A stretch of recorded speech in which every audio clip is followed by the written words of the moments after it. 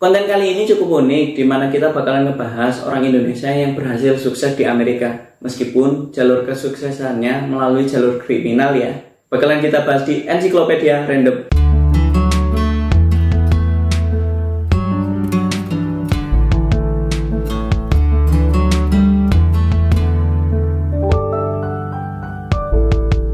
Konten kali ini bakal ngebahas seseorang yang namanya Rudy Kurniawan. Siapa tuh Rudy Kurniawan?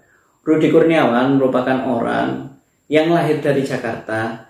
Nah, pada tahun 1990-an dia pindah ke Amerika dengan visa sebagai pelajar. Luar biasanya, ke depannya nanti dia bakalan ngebuat heboh Amerika dengan menjadi penipu terbesar tentang masalah yang menurut aku cukup unik, yaitu masalah wine. Wine atau anggur yang biasa digunakan orang Amerika menjadi alat atau objek yang dipakai di pesta-pesta untuk mabuk-mabukan. Kisah tentang Rudy Kurniawan ini cukup unik. Awalnya dia cuma pelajar biasa, kita nggak tahu backgroundnya kayak gimana. Sebelum ceritanya blow up, dia cuma seorang anak muda yang ingin pindah ke Amerika untuk mengejar karirnya.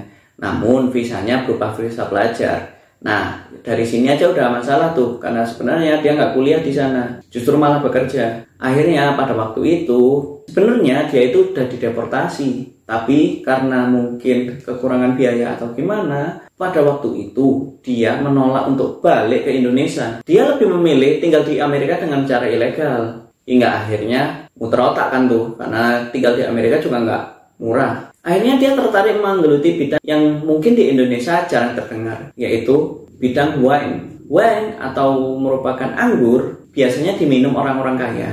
Wine bisa dijadikan, kalau bahasa sekarang itu tempat flexing seseorang. Kalau zaman sekarang flexing kita pakai mobil-mobil mewah, mobil sport car, atau mungkin jam tangan. Pada zaman itu seseorang bisa flexing ketika dia berhasil membeli wine yang sangat mahal dan juga sangat langka. Ternyata hal ini dimanfaatkan oleh Rudy Kurniawan. Dia mencari kenalan untuk bisa menjadi salah satu bidder atau salah satu orang yang ikut menawar di suatu acara pelelangan. Ini kuncinya, pelelangan. Kenapa?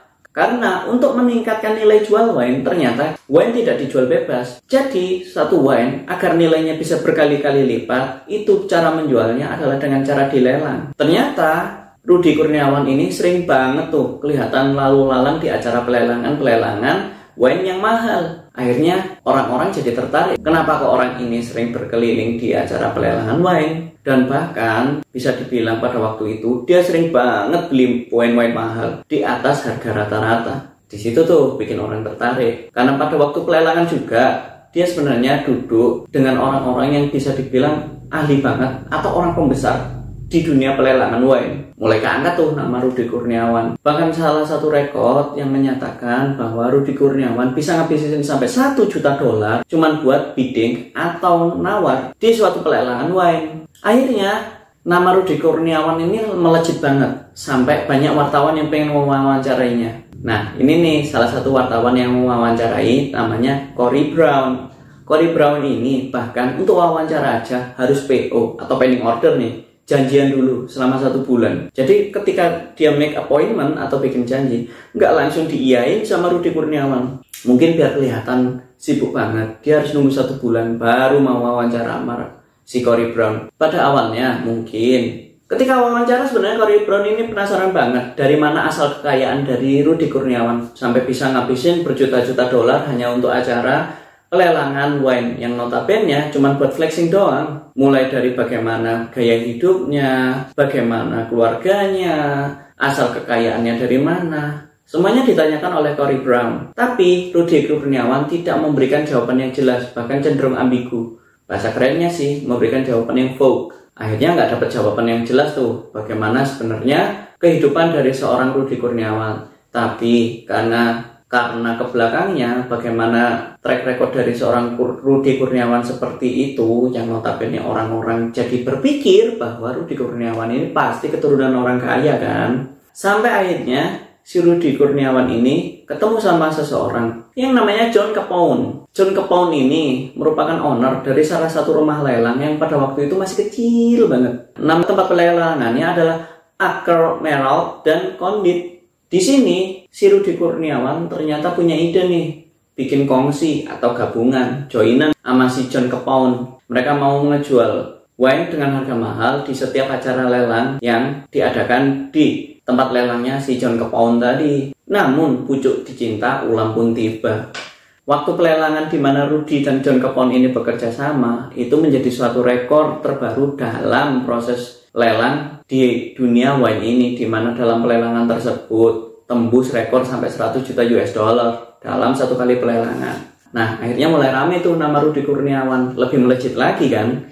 Nah, di sini sebenarnya belum terbuka masalah siapa sebenarnya Rudy Kurniawan tersebut. Tapi lambat laun orang-orang menjadi curiga dengan Rudy Kurniawan, karena sebagaimanapun rapinya seorang penipu, pasti pada suatu titik dia bakalan ketahuan juga. Nah, bagaimana ketahuannya penipuan Rudy Kurniawan adalah ketika dia mencoba menjual wine langka yang katanya dari Rudy Kurniawan tadi itu barang langka yang banget langkanya, produksi tahun 1970-an. Ternyata hal ini menjadi suatu tanda tanya besar tuh. Kenapa? Sampai ditanyakan pada owner dari merek tersebut, bener nggak sih ada wine ini dari merek Anda yang dibuat tahun 1970-an? Ternyata jawabannya nol besar. Sang pemilik merek pun sangat terkejut ketika ada barang yang menggunakan mereknya dijual tidak sesuai dengan keadaan yang diproduksi dari pabriknya. Barang yang dijual oleh Rudy Kurniawan merupakan wine langka yang diproduksi cuma 5 biji. Ini nih yang unik. Tahun pembuatannya yang benar adalah 1982.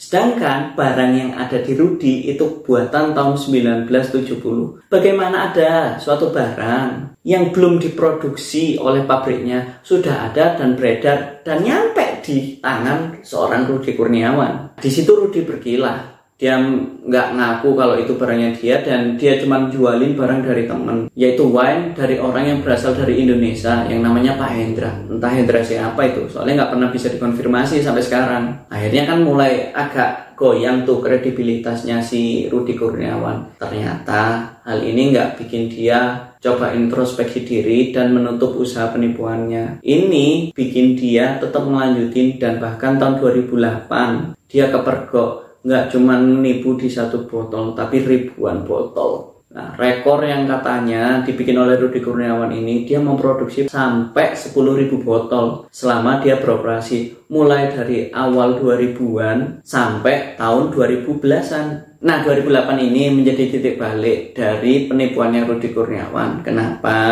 Karena dia ketangkep basah menjual barang dari produsennya tertera buatan tahun 1929.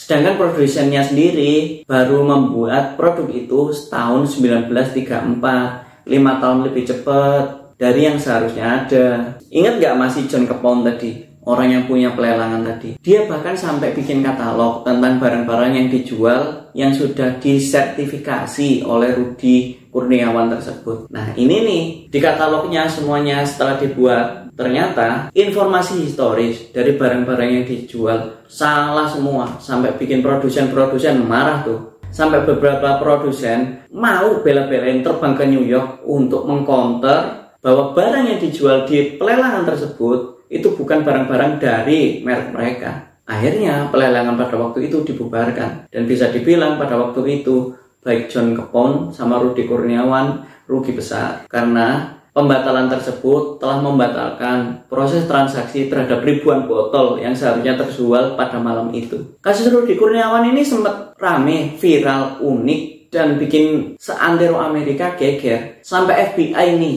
yang notabene agensi elit kan di Amerika, itu turun tangan buat nangkap Rudy Kurniawan. Kenapa? Karena nilai operasi yang dilakukan oleh Rudy Kurniawan ini sampai ratusan juta dolar. Pada 2012, akhirnya Rudy Kurniawan ditangkap tuh di rumah kontrakannya. Di sini udah kelihatan banget kan bahwa image Rudy Kurniawan yang jualan wine, anak dari pengusaha kaya dan semuanya itu cuma settingan. Rudy sendiri cuma tinggal di salah satu rumah kontrakan kecil yang notabene digunakan sebagai pabrik pembuatan wine palsunya dia. Setelah ditangkap inilah baru ketahuan semua kebejatan dari Rudy Kurniawan. Dia punya hutang di berbagai sumber, yang bahkan John Capone atau teman kongsinya dia, teman kerja barengnya tadi, yang memiliki salah satu rumah pelelangan yang digunakan Rudy untuk ngejual wine-wine buatannya, itu dia utangin 10 juta dolar nggak bisa bayar. Di tempat-tempat lain dia ngutang sampai berpuluh-puluh juta dolar, nggak ada yang bisa dia bayar sampai saat ini. Setelah itu semua background check dilakukan nih.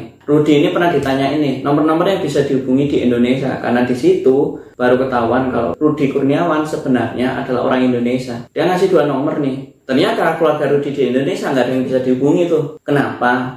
Usut punya usut. Ternyata Rudy Kurniawan masih punya hubungan dengan Edi Tansil. Siapa Edi Tansil? Dia adalah orang Indonesia yang berhasil bobol bank Indonesia dan kabur ke Cina dan kabur ke Tiongkok buat menghindari hukuman. Ternyata Rudy ini masih ponakannya. Sehingga di Indonesia agak sulit mencari background tentang keluarga yang bisa dihubungi oleh Rudy Kurniawan. Sampai informasi terakhir, Rudy Kurniawan masih penjara di Amerika. Semoga cerita Rudy Kurniawan ini memberikan inspirasi buat kita bahwa untuk hidup enak, lebih baik kita menjalani hidup yang wajar-wajar aja dan menjadi orang yang jujur. Karena sebagaimanapun kita pintar, kalau kita gunakan untuk menipu orang, lama-lama ketahuan juga. Semoga konten kali ini menjadi konten yang menarik buat Anda. Silahkan klik like dan subscribe bila konten kali ini menghibur. Semoga juga konten kali ini informatif dan memberikan pengetahuan baru buat Anda. Jangan lupa klik tombol notifikasi agar selalu mendapat update dari Ensiklopedia Random. Sekian.